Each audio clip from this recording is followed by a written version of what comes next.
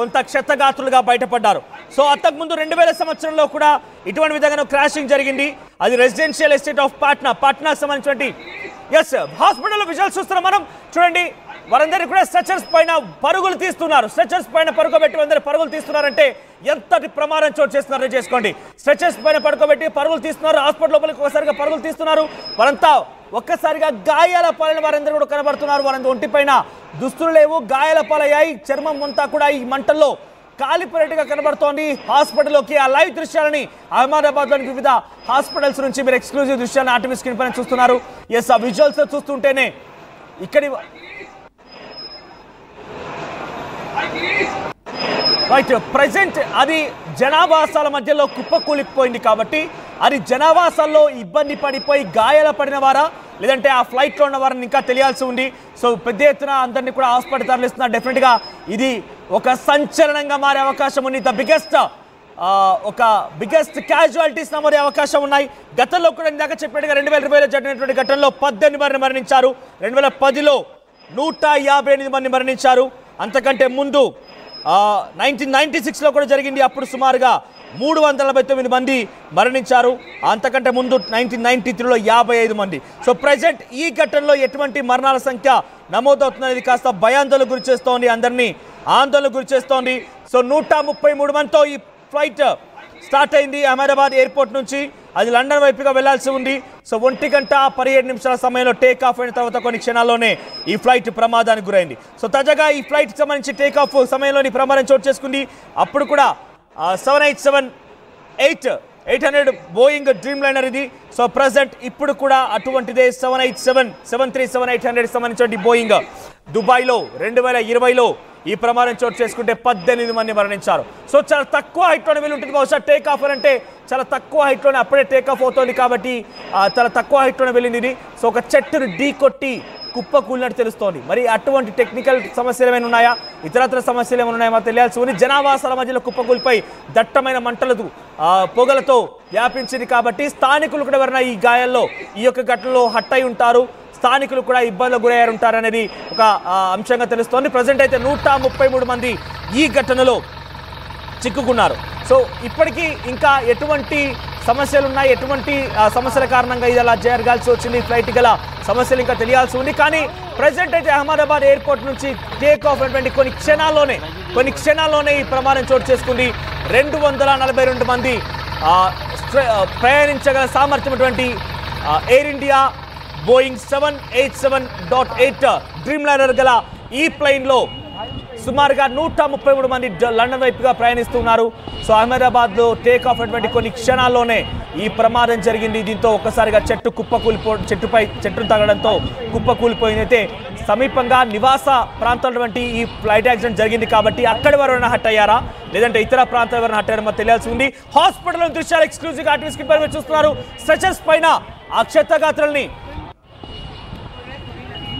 క్షతగాత్రుల్ని తరలిస్తున్నారు. అయితే కొన్ని పదుల సంఖ్యలోనే మరణాలు ఉండే అవకాశం ఉంది. కానీ ఇంకా అఫీషియల్ అనౌన్స్మెంట్ రావాల్సి ఉంది. ఈ మంటల్లో చిక్కుని పదుల సంఖ్యలోనే మరణాలు సంభవించి ఉంటాయి. కానీ అప్డేట్స్ రావాల్సి ఉంది ఎటువంటి మరణాలు సంభవించాలని. కొన్ని గతంలో కొన్ని చరిత్రలు చూస్తే కనుక 2020లో ఇటువంటి యాక్సిడెంట్ జరిగినప్పుడు సుమారుగా 18 మంది మరణించారు. అంతకంటే ముందు 50 మంది, అంతకంటే ముందు 150 మంది, అంతకంటే ముందు 350 మంది. అంటే వరుసగా ఈ ప్రమాదాల తాలూకు మరణాల సంఖ్య పెరుగుతూనే ఉంది. మరి ఈసారి ఈ ప్రమాదంలో ఎంతమంది మరణించారని ఇంకా తెలియాల్సి ఉంది. 133 మంది ప్రయాణిస్తున్నారు.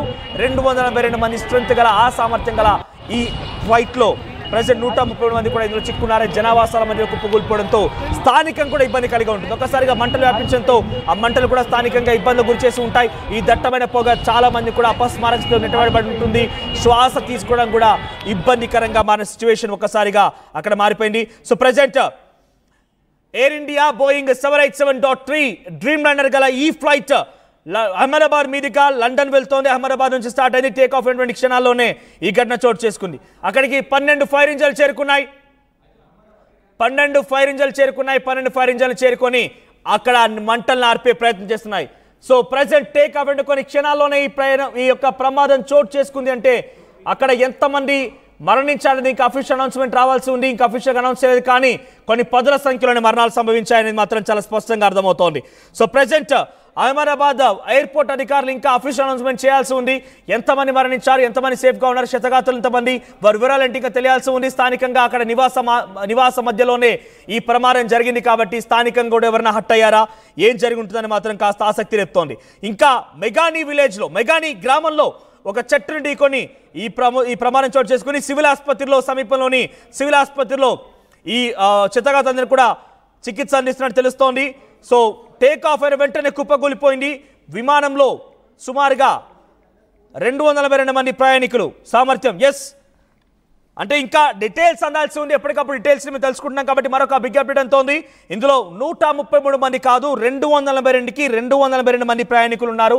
సో ఇనిషియల్గా అందిన ఇన్ఫర్మేషన్ మేరకి అది 133 మంది అని చెప్తున్నారు. కానీ ఇప్పుడు అది 133 కాదు, 282 మంది ప్రయాణికులతో ప్రయాణిస్తున్నటువంటి ఈ ఫ్లైట్ సో ప్రమాదానికి గురైంది. ఈ ప్రమాదంలో ఇంకా ఎంతమంది మరణించారు, ఏం జరుగుతుందని మాత్రం కాస్త ఆసక్తి రేపుతోంది. ప్రస్తుతానికైతే ఈ ఫ్లైట్కి సంబంధించి రెస్క్యూ ఆపరేషన్స్ కొనసాగుతున్నాయి.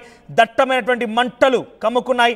సో ఈ మంటలను ఆర్పేందుకు 12 ఫైర్ ఇంజన్లు అక్కడ చేరుకున్నాయి. సో దాంట్లో ఈ ఘటనపైన హోంమంత్రి అమిత్ షా గుజరాత్ సీఎంతో మాట్లాడి తెలుస్తోంది. క్రాషింగ్ ఘటన పైన వెంటనే సమస్యను అక్కడ అధికారులతోని ఆరా తీస్తున్నారు.